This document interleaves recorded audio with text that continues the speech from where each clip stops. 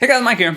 So, oh boy, what another big day for small caps and high beta stuff. So the rotation continues. We'll get into that. Also, we're going to talk about something I didn't mention yesterday because it was just a super green day and let's enjoy it. But it was those Fed rate cuts they have penciled in the dot plot, right?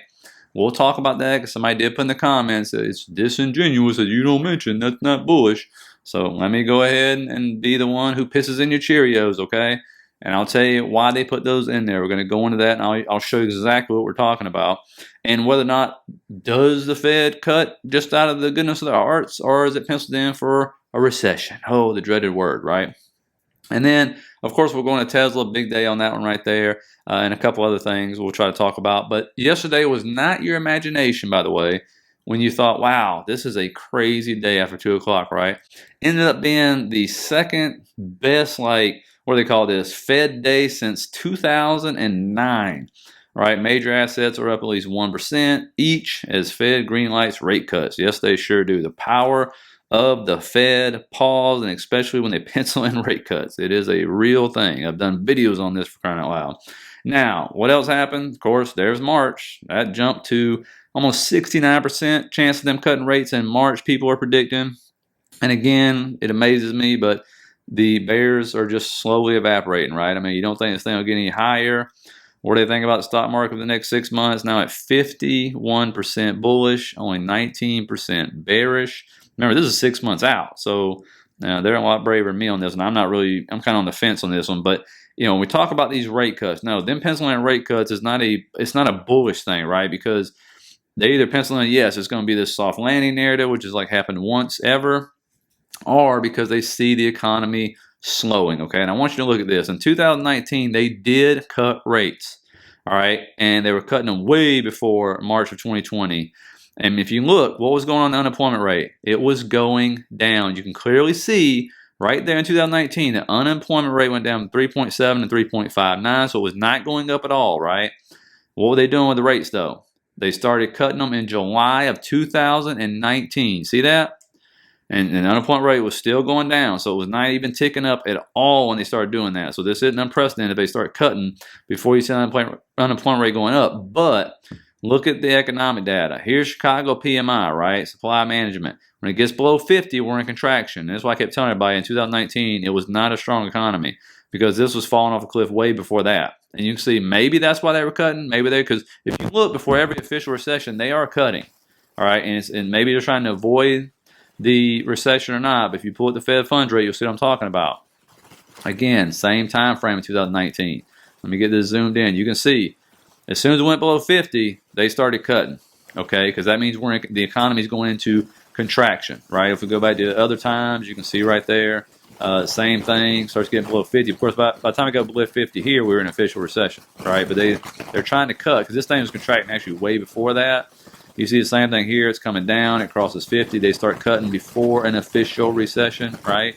Another thing to look at on economic news, good one to watch, is and then, of course, where are we at now, though? This is what I was telling the members in the video. We're actually above 50. This thing's been going up since, like, May. And so, again, according to Chicago PMI, it's not in contraction anymore, okay? So let's keep that in mind as well. Then you got the manufacturing new orders, right? This is the lifeblood of the economy as well. I mean, new orders are coming in. And you can see in 2019, it went below the 50 level, and they were cutting, right? But where are we at now? Still below 50, but it's moving up. Okay, hadn't gotten above 50 yet, but it is moving up. Now, what else? And they'll tell you there's different forms of liquidity to watch out for. And what is the Fed continue to do very quietly? This is the assets, liquidity and credit facilities where they're loaning to these banks out there that were supposed to be in trouble and they bailed them out. Well, that thing is still going up as of December 6th. So they are still putting money out there. Okay, that is another form of liquidity. And remember, liquidity, don't care what kind of form it is king. Okay, and that's why you always got to be on the lookout for this right here. And before we continue, guys, please give me a thumbs up down there in the bottom. Helps people find the videos, and I really appreciate all you guys' support who watch these videos and comment. Please leave me a comment on any questions you have for Saturday's video or anything like that, and I will certainly get to them. Thank you, guys. I appreciate it. Now, when you look here, this is what you need to be looking for. Again, rotation. I mean, I just did a whole members video on this, like a cheat sheet on this. So, this is extremely important. That's why we're covering it. And just off one speech yesterday, the laggards became the leaders, buddy. I mean, big time. They absolutely skyrocketed. IWM, any kind of biotech, anything high beta, anything that was lagging, not lagging no more. I think it's moving up like crazy. And all your leaders went to the bottom. This is normal during the rotation scene. Does not mean they're selling out of the major blue chips at all. It just means they're not buying them as much, right? Or maybe rotating a little into the others because they get more bang for the buck right now because the blue chips have had such a huge year, right? But here's the other thing. Look what's happening every day. SPY, 0.32%. Look at RSP equal weighted. 4 times that, right? QQQ actually red on the day. QQEW, it's equal weighted ETF, 0.75%. IWM just absolutely roaring, was up almost 3% for the day. You know, you got HYG flat. The dollar got absolutely nuked, which of course helps stocks, right? The yields absolutely tanked. I mean, the 10-year took a huge dumpy. I mean, gigantic turd right there, man. That thing was a mess. Broke the trend line, 200, you name it, right? And then look at your and this is actually, and then look at your Mag 7, right? Actually, the Mag 9 I got on here because I include AMD and Netflix. Most of them red, right? Tesla, which we'll get into in detail, great day today. I told you about that fake out yesterday, that crap they pulled with all the news. But again, there's Microsoft. I don't know what's going on with Microsoft right now. It's not like some huge down day, but it's just crazy to see Microsoft, Apple going to an all-time new high again, and there's Microsoft, you know, struggling for, you know, Microsoft, right? I mean, it's usually on steroids. But again, I'm not sure what's happening there because it's got 2 price upgrades and it hadn't bounced. And so it's kind of weird. It got a $600 one, like a $450 or something. Now, when we talk about IWM, I mean, look at that volume on the hourly. Good Lord. I mean, that thing is just pushing and pushing and pushing, right? That's big money. That's not us. And then, of course, here's your call sweeps flowing in, right? A lot of calls coming in. No surprise there. All different dates. Some March 2024, some January 19th. You know, all that good stuff. But that helps out, right? Because then people are buying the stock and everything. And then when you look right here, I mean, look at that. That is insane. Look at that move. And people are like, it's pulling back during lunchtime. What do we do? It's like, look at the chart. You think it's going to pull back? Yes. I mean, oh my goodness. You know, that is an insane move up. And that's a major resistance level right there to hit, by the way, around that 190 to 200 level, which we had talked about. So no surprise that you got rejected there. I'm no surprise at all. I'm gonna move this trend line over because I don't even know if it's coming back down if I keep it there, but that's where you keep getting the bounces. So I'm actually hoping it comes down and actually bounces off that trend line, off the support line around 194, I think it is. That would be nice. I mean, that's what's healthy if you really are looking for this to move up the rest of the month and maybe the beginning of January instead of this parabolic move, which I've enjoyed, don't get me wrong. And I wish I would have bought these options instead of QQQ options, but that was my fault. So if you got IWM calls today, I mean, they were up like thousands of percent. So congratulations to you. Now I'm going to go ahead and mark if we do continue this crazy move higher. This will be your next one. It's around 201.90, I believe is what that line is, if I'm not mistaken. That'll be your next resistance because that's going to be July highs, right? It's always August highs, July highs, November highs, the lows, all that stuff. These levels matter, right? And when you bring in your moving averages and things like that, and your volume profile, you can see if it can get above that one, if it can get above that 201.90, man, that volume gap, that thing's going to fly until you get up around 211. And so I'm going to mark that level too. But again, do I expect to get there this week? I mean, especially tomorrow with options expiration. It's a big Opex, man. It's like a world record, 5 trillion or some crazy mess in options expiring, which usually is a whole lot of mess going on during Fridays, which I don't even usually, I'm not even in the market on Fridays, but we'll see, what goes on. But then you got, why is it flying up? Because regional banks. This is why I showed you that liquidity stuff going on. I mean, they are just going up. This is a 3x leverage ETF for this thing. But understand, it's starting to enter that mess right there where it's sold off like that in 4 days. That's where it's starting to enter at, right? That's why it stopped going up today. It hit that resistance, okay? Now, Tesla. These levels are always good. Always mark out your highs, right? So November's highs was a brick wall. It went right above, liquidity grab, then came back down and consolidated, okay? When you look at this, I mean, that again, we talked about that news fake out to the downside. The whales always get their way, right? They load it up at the bottom and then push this thing up for sure. And you can see, I mean, that makes sense. Now, what you're going to see here is above this trend line, right, which we wanted to get out of. It's above that, closed above it today, near the November high. This trend line, which I'm going to adjust a little bit here to be right there, actually put it back in. Again, if it comes back, starts trailing down to the right, now you got 2 trend lines that should be support right there. if it hits it around that 244.81 area, if we decide to come back down and sell off tomorrow. Because if we look at the shorter term time frames here, and I'll actually pull up, a head and shoulders pattern right here, so you can get in trade view. And I think if I go to the 5 minute on the smaller time frame, you can see, yeah, is it a head and shoulders? Sure. It's an ugly one, but it's there. And, if it's going to play out, you would think there's going to be some profit taken, right? Because this is a big move in a very short amount of time. And if you're in options, I'm pretty sure people were cashing out like crazy, right? Because they were up huge today. And I expect if it's going to sell off, to at least come back down to that trend line, if that's the case, for sure.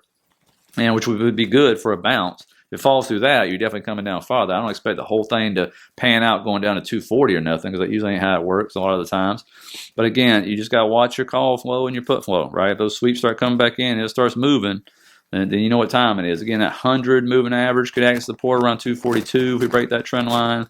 But like I tell everybody, these parabolic moves, it's a rubber band effect, right? You're going to get pullback at some point in time, all right? And again, ton of resistance. If it does continue to move through November highs, about 258.30 maybe, 258.20, like you're going to run into a boatload of resistance right there, all right? And make no mistake about that. That line's going to be tough to get through. And so we break that, well, it's just going higher. But let's just concentrate between 240, 258.30. That's really what the levels you're going to be looking at right here. And just pay attention to those trend lines tomorrow. Now, as I've told members before, there's always these sympathy plays, and Rivian is one of them, right? Rivian, obviously see it parabolic too. Why? Because of Tesla, right? It's not like when you compare fundamentals in these companies, they're nowhere close at all, right? And again, this one's entered up in one of those RTH gaps people like to make fun of me for, but it's moving up in it, right? And it moved up through it fast, right? Because there's no volume there or anything. And when you pull up the Tesla's chart, I'll show you what I'm talking about when I say sympathy play. It almost follows Tesla's chart identical. You just look at that right there.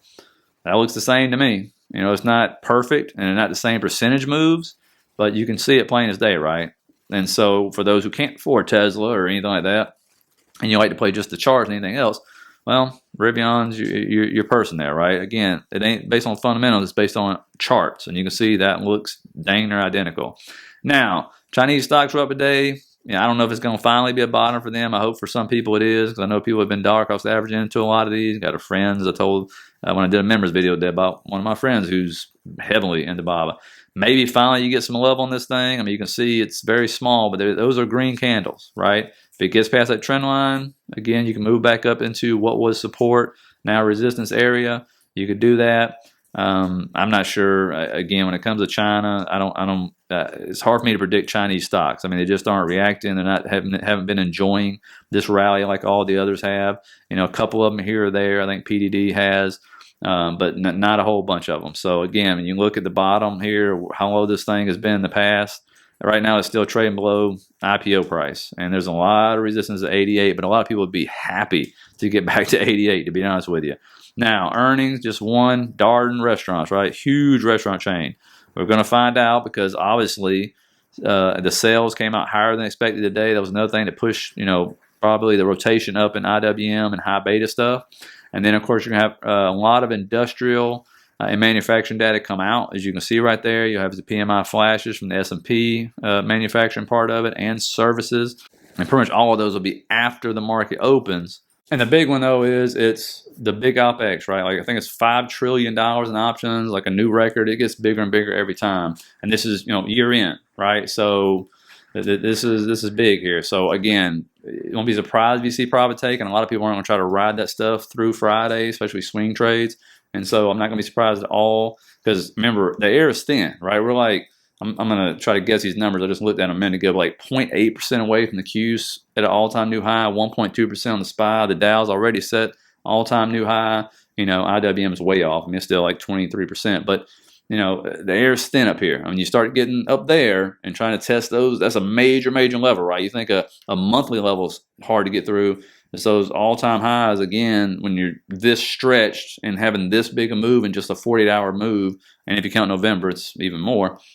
And so we'll see, we'll see if we get some rejection right there. But I think everybody knows the writing's on the wall that the SPY, the Qs, the Dow are going to be at all-time highs unless something crazy happens before the end of the year for sure, right? And so we'll just see what happens. Let me know what your prediction is on that and everything. So anyway, hope you guys got some out of this. Really appreciate you watching. Please hit that like, subscribe button, and I hope you have a great night. And I will see you tomorrow to wrap up the week. And don't forget to put your question down at the bottom for Saturday's video, okay? Have a good one.